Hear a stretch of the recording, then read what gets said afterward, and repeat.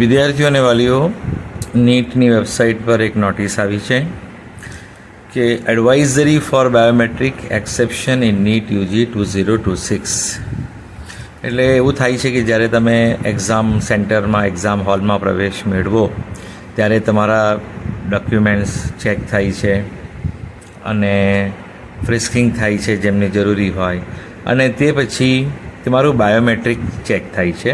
એટલે ડિજિટલ, જેવી રીતે આપણે કોઈ સિમ કાર્ડ લેવા જઈએ તો ખબર ને અંગૂઠાનું ઇમ્પ્રેશન અપાવે છે, અથવા ગવર્મેન્ટના અમુક કાર્યોમાં આપણને રાશન કાર્ડ બી આપણી પાસે હોય ને આપણે રેશન લેવા જઈએ ને તો ત્યારે પણ એ લોકો બાયોમેટ્રિક ડિજિટલ આપણું લે છે. તો એ મુજબ છે ને એક્ઝામ સેન્ટરમાં એન્ટ્રી સમયે તમારું બાયોમેટ્રિક લેવામાં આવે છે. એટલે ડિજિટલ ફિંગરપ્રિન્ટ, ડાબા હાથના અંગૂઠો મુકાવે, અથવા ડાબા હાથનો નહીં આવતો હોય, કોઈ માની લો કાપા બરાબર આવતા નહીં હોય, કે બીજું કોઈ પરસેવો હોય કે કોઈ કારણસર, કે પછી જમણા હાથનું લઈ, જમણા હાથમાં બી કંઈ પ્રોબ્લેમ આવતો હોય તો પછી બીજી ફિંગર્સનું પણ લઈ છે.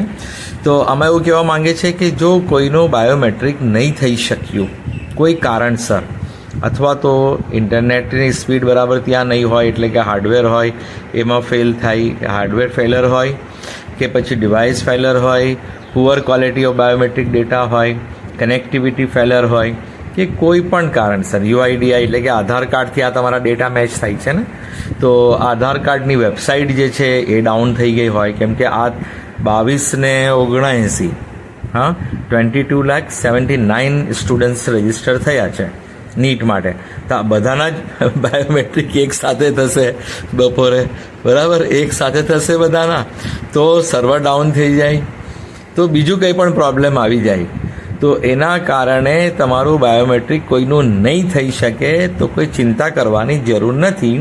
ત્યાં એક ફોર્મ હશે, એ ફોર્મ તમને આપશે, એક ફોર્મેટ આપશે, એ અંડરટેકિંગનું હશે, તે તમારે સહી કરીને આપવાનું રહેશે. જેનું બાયોમેટ્રિક નહીં થઈ શકે કોઈ કારણસર, એના માટે છે કે એને ત્યાં જ એ લોકો એક ફોર્મ આપશે અંડરટેકિંગનું, એ ફોર્મેટ પર તમારે નામ ને બધું લખીને તમારે સિગ્નેચર કરવાની રહેશે. આ બધાનો હેતુ એ જ છે કે કોઈ ડમી સ્ટુડન્ટ નહીં આવે, કોઈ ચીટિંગ ના થાય.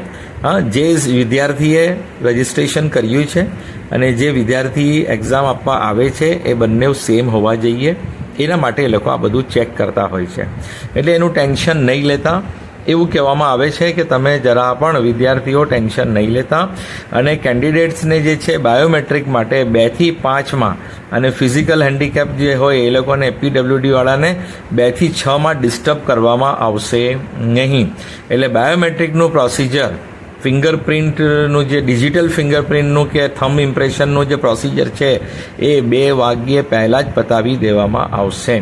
એટલે તમને ફક્ત જ્યારે એક્ઝામ સેન્ટરમાં સિગ્નેચર જ કરવાની રહેશે. ઇન્વિજિલેટર આવશે, ત્યારે તમારે સિગ્નેચર કરવાની હોય છે ને ફોટા પર, અને બધી જગ્યાએ તો બતાવશે તમને એટેન્ડન્સ શીટ પર.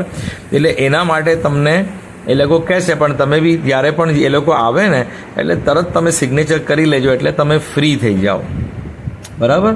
નહીં તો પછી તમારે અમુક આન્સર આપ્યા પછી એક આવ્યો, પછી સિગ્નેચર કરી, પછી અમુક આન્સર આપ્યા પછી આવ્યો, એટલે તમારા જે એડમિટ કાર્ડ છે એમાં પણ સિગ્નેચર તમે અને ઇન્વિજિલેટરની જો 2 પહેલાં થઈ જતી હોય તો વેરી ગુડ. એટેન્ડન્સ શીટ પર પહેલાં એ લોકો લેશે, એક્ઝામ ચાલુ થાય ત્યારે લે છે, અને એક્ઝામ ફિનિશ થવાનું હોય ત્યારે લે છે. તો એ જે પણ પ્રોસિજર છે 2 થી 5માં એ લોકો અમુક કરશે સિગ્નેચરવાળું, પણ બાયોમેટ્રિકવાળું જે છે ને, કે કોઈનો અંગૂઠોની છાપ એના પર ડિજિટલ પર આવતી ના હોય, આધાર કાર્ડથી એને મેચ નહીં થતી હોય, આધાર ડેટાબેઝથી, આધાર કાર્ડ મીન્સ આધાર ડેટાબેઝ છે યુઆઈડીએઆઈનો, તો એનાથી મેચ નહીં થતી હોય તો ટેન્શન લેવાની જરૂર નથી. જેનું નહીં થઈ તો એને એ લોકો ફોર્મ આપશે, એના પર એ ફોર્મેટમાં ફોર્મ ભરીને તમારે એમને જ આપી દેવાનું રહેશે, બરાબર. ચેનલ સાથે જોડાયેલા રહેજો, જેથી જે પણ માહિતી આવશે તમને જાણકારી આપીશ. Thank you so much for listening, liking.